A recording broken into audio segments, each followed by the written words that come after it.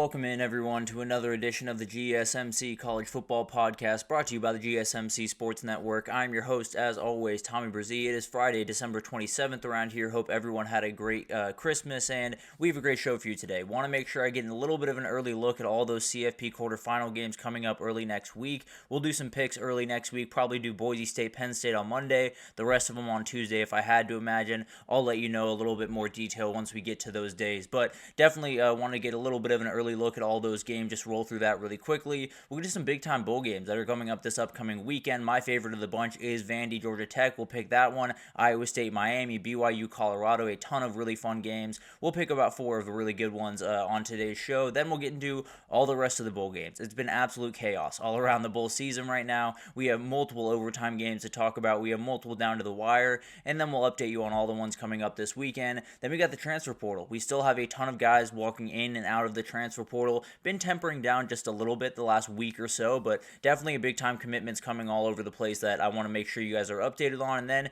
we'll just do a little bit of a weekend wrap up. We have a little bit of news around a coaching job that will make 2025 just that little bit more interesting. We have that Dion Bowl insurance that came out, and Ryan Day seems like he is safe regardless of what happened, and regardless of what happened in that Tennessee game. Sounded like he was safe regardless. So a lot of things to touch on at the very end there. But before we jump in, I do want to remind you all we get tons of questions and comments throughout the show, and the best way for you all to get your question on the screen, we can have fun back and forth here, is to use that super chat. At the bottom of the chat on the Sports Network page, you can click that $, add any question, comment you like. It'll pop up on the screen, and we can have fun back and forth here. Definitely want this to be as interactive as possible, so utilize that, especially as we get up to these quarterfinal games. Any questions you have about those, you're more than welcome to utilize that, and it'll pop up on the screen. We can have fun back and forth here. But let's get into this. Let's do a little bit of an early look at all the CFP quarterfinals. We got 4 really fun games. We have 2 that might be a little bit more blowout territory, at least in terms of the lines, and then we have 2 that could just be downright classics. And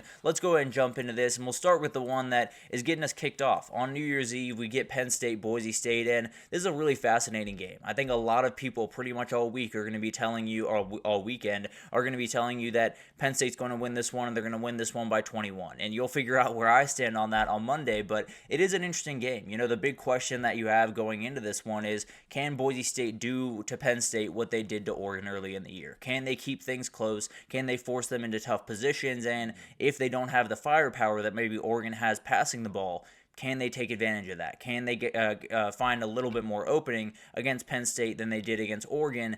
And they pushed Oregon to the very wire. Oregon had to get a field goal late to win that one. Maybe Boise State can do the same thing here. Obviously, a little bit hard to know how much that will play into this one because that was all the way back in week 2. So a little bit hard to tell just how much that will really play into this one, just how much that will show up in this one. But it's definitely something to watch. Now, Penn State will be ready for Ashton Jeanty as well as you can be ready for Ashton Jeanty. They have one of the best run defenses in the entire country. They will be stacking the box. Now, they probably won't have to do it quite as much as those Mountain West opponents did against him, but they're still going to have to do it. Even against Oregon, they were going to have to do it in some way or another to make sure they got this guy on the ground.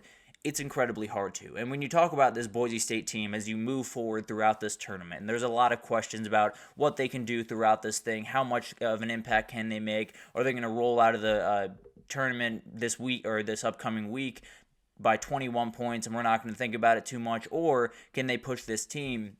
From where I'm standing, I think it really comes down to Ashton Jeanty having an incredible game, and then that D-line of Boise State. They have 51 sacks on the year. They can absolutely get after the quarterback, including a guy from the back end. NCE Oladipo, very, very talented pass rusher, even from that safety position. So Boise State can get after the pass rusher. They do a great job of setting up different pressures. Jaden Virgin Morgan is an absolute problem on the outside. So is Hamad Hassanin. Very, very talented players on this defensive line for Boise State. Penn State's got a great offensive line. That has not been an issue for them this year. They have talented guys across that group. This is a really, really talented defensive line for Boise State, and it's one of those things where it might just come down to Ashton Jeanty having a ridiculous day where he goes for over 200 yards, rushes for 2 touchdowns, really gets this offense moving, and then that D-line just disrupting Drew Aller, forcing a couple of mistakes, getting a couple of bounce of ball plays, and hoping that you come out on top in this thing. So that's going to be the big question on that side. Can Boise State match them up front with their defensive line to Penn State's offensive line? The issue with that is you can't commit more guys to that front, because when you talk about the back end for Boise State, they give up 250 yards passing per game. Drew Aller in a dome is not someone you want to face. I can promise you that. He absolutely can sling the rock around. We saw what he did in the Big Ten championship. He can do that and more in this one, definitely, because he's a very, very talented player. Didn't have the best day against SMU, was definitely very off, a little bit inaccurate.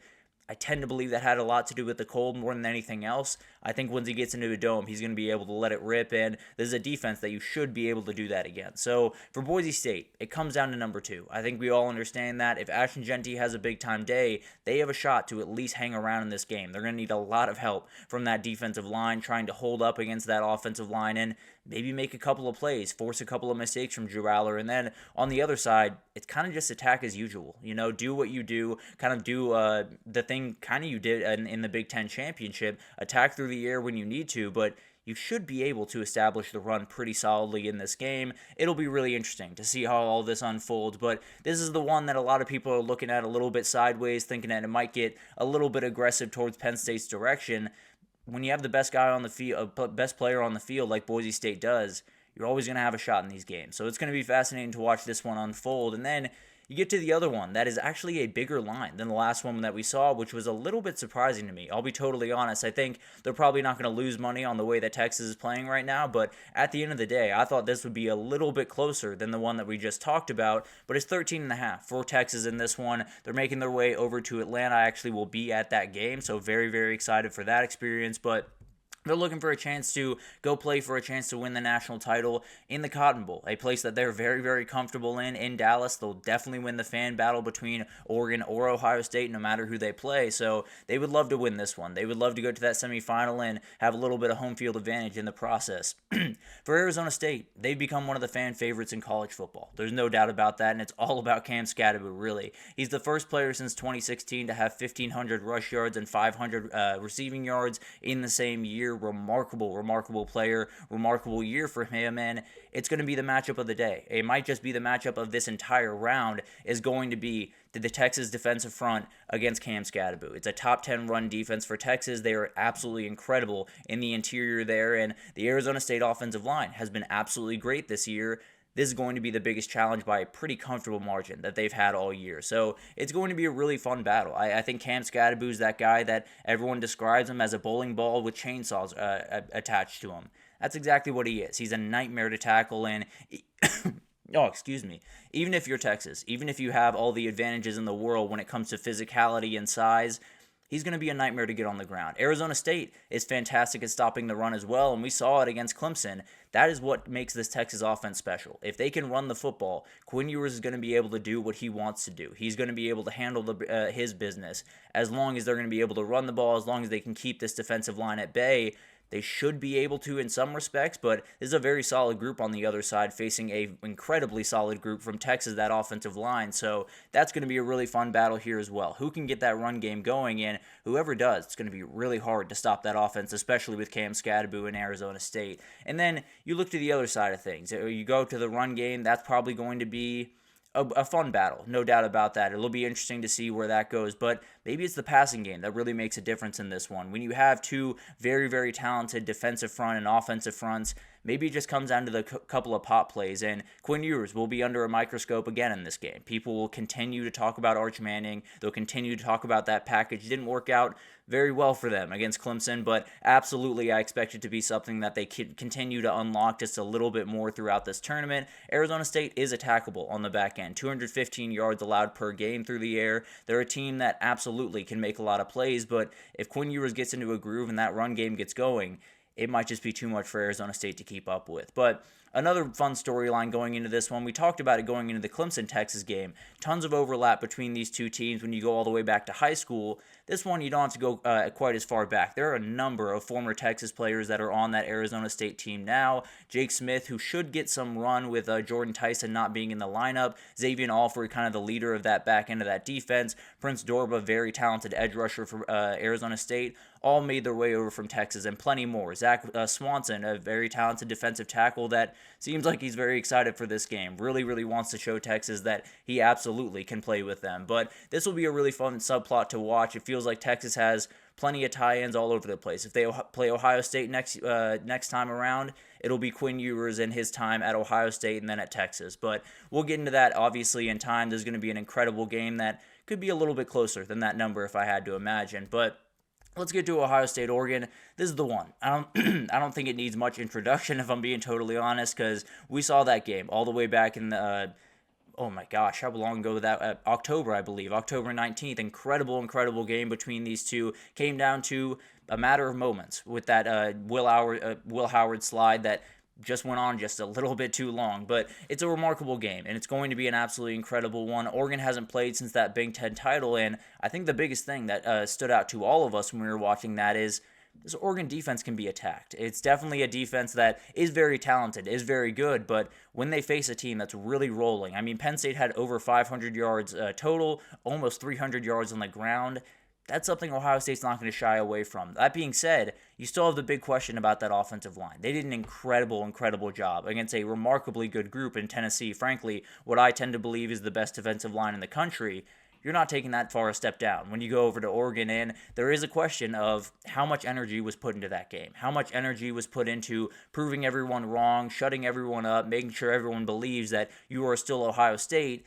How much do you have left to give is the big-time question that we have in this one, and you're going up against an absolutely elite group on the other side. And then you flip to the other side of the ball, it's the exact same thing. Oregon's one of the best, maybe the best offensive line in the country, and then you have one of the best, maybe the best defensive line in the country for Ohio State. So it was won relatively decisively by Oregon the first time around.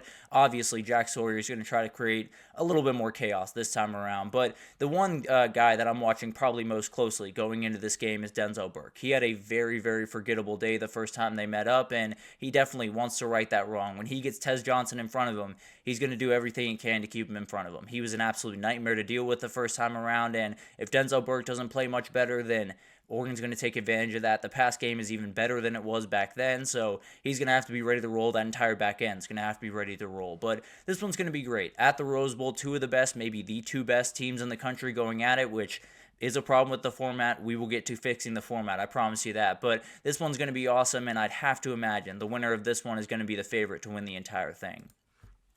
And then you have the questionable game to me. You have the most unpredictable game of the bunch. I don't know if anyone else feels this way. Arizona State, Texas would definitely give you a run for your money there. But Gunnar Stockton, what is he like? What do we know about Gunnar Stockton? How much can we take from that SEC championship where we all know how this works? You know, you get thrown in the second half of that game. There's a lot of energy. There's a lot of, juice in that stadium. There's a lot of juice in that team, and sometimes it just carries you to the finish line. We saw it on the first drive. Looked absolutely incredible, was running, was doing everything you possibly needed them to do, and then kind of tapered off throughout that game. Kind of struggled through the pick to Jahdae Barron that almost changed that game entirely, but remarkable player. What does it look like when he gets in front of a full 60 minutes in front of one of the best defenses in the entire country? Now, that defense did take a huge hit this past week with Riley Mills. He is going to be out for the year with a torn ACL.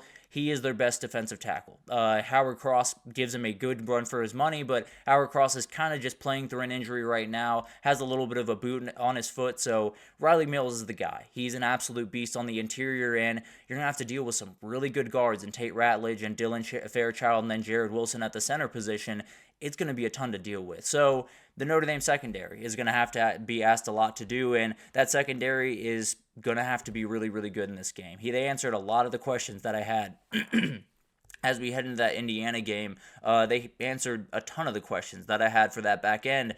The question is, the play calling is going to be different in this one. If you rewatch a couple of those things, in fact, if you rewatch the Brooks Austin breakdown of that game, really breaks down just how uncreative at times Indiana was in that game and how, I don't want to say easy they made it for Notre Dame, but easier than I assume Georgia will make it for Notre Dame. But at the end of the day, we can talk about the pass game all we want. The Georgia running backs are going to be absolutely huge in this game, especially with Riley Mills out. They did take a hit to this running back room, at least, I believe, a couple of days ago. Roderick Robinson is going to be out for this game. Don't really know the nature of that injury yet, but he is going to be out for this game. Got dinged up in practice. We'll see if he can work his way back for later rounds and how big of a deal it is for him to be out in this one. So it's going to be Trevor Etienne, and he should be fully healthy for this one for the first time in quite some time, so that'll be very nice for Georgia fans. And then you got a couple other guys. You got Nate Frazier, you got Dwight Phillips, you could even put Dylan Bell back there and give him some carries. So there's a couple of different options out there. Branson Robinson should be a little bit more healthy at this point, so it's going to be awesome to watch. This one's going to be pretty low scoring if I had to imagine. It's going to come down to whichever defense can make that one play, I feel like. That one pick six, that one fumble and positive territory, whatever that looks like. And then you get the winner of Penn State, Boise State with a chance to go to the national title. Georgia will be very comfortable in that position.